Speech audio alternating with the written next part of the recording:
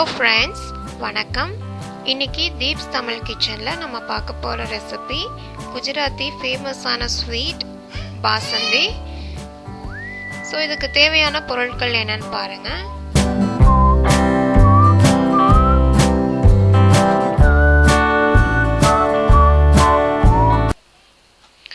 ஒரு லிட்டர் பால், 1/4 கப் சர்க்கரை, 4-5 குங்குமப்பூ, ஒரு ஏலக்காய் விதை மட்டும் எடுத்து வச்சுக்கோங்க, இல்லைனா ஏலக்காய் பவுடர், 1/4 கப் முந்திரி பாதாம், 1 டேபிள் ஸ்பூன் நெய். ஃபஸ்ட்டு உங்கள் ஸ்டவ் மேலே சீசனிங் பேன் வச்சுட்டு நெய் ஆட் பண்ணிக்கோங்க.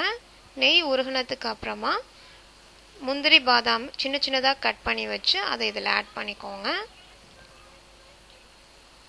ஸோ இது நல்லா கோல்டன் ப்ரௌன் ஆனதுக்கு அப்புறமா செப்பரேட்டாக ஒரு பவுலில் எடுத்து வச்சுக்கோங்க. நெக்ஸ்ட்டு இன்னொரு ஸ்டவ்வில் நான்ஸ்டிக் பேன் வச்சு உங்கள் பால் எல்லாத்தையுமே ஆட் பண்ணிக்கோங்க. பால் நல்லா பொங்கி வந்ததுக்கு அப்புறமா ஃப்ளேமை லோவில் வச்சுட்டு இன்னும் ஒரு 15 நிமிஷம் லோ ஃப்ளேம்லேயே இந்த பாலை நீங்கள் காய்ச்சணும். இந்த மாதிரி நடுவில் நீங்கள் அதை மிக்ஸ் பண்ணி விட்டுட்டே இருங்க. சைடில் இந்த மாதிரி ஃபார்ம் ஆகிற க்ரீம் எல்லாத்தையும் இந்த மாதிரி ஸ்க்ராட்ச் பண்ணி விட்டுருங்க. ஏன்னா அந்த க்ரீம் தான் இந்த பாசந்திக்கு டேஸ்ட்டே கொடுக்கும். ஸோ இது ஒரு 15 நிமிஷம் குக் பண்ணிங்கன்னா உங்களுக்கு பால் 1/2 லிட்டராக குறைஞ்சி போயிடும். ஸோ இந்த மாதிரி ஒரு 15 நிமிஷம் குக் பண்ணதுக்கு அப்புறமா நீங்கள் சர்க்கரையை ஆட் பண்ணிக்கோங்க. சர்க்கரை கரைஞ்சதுக்கு அப்புறமா ஏலக்காய், குங்குமப்பூ ஆட் பண்ணிக்கலாம். ஸோ அதையும் நல்லா மிக்ஸ் பண்ணி விட்டுட்டு நம்ம நெய்யில் வறுத்து வச்சுருக்க முந்திரி பாதாம் ஆட் பண்ணிக்கலாம்.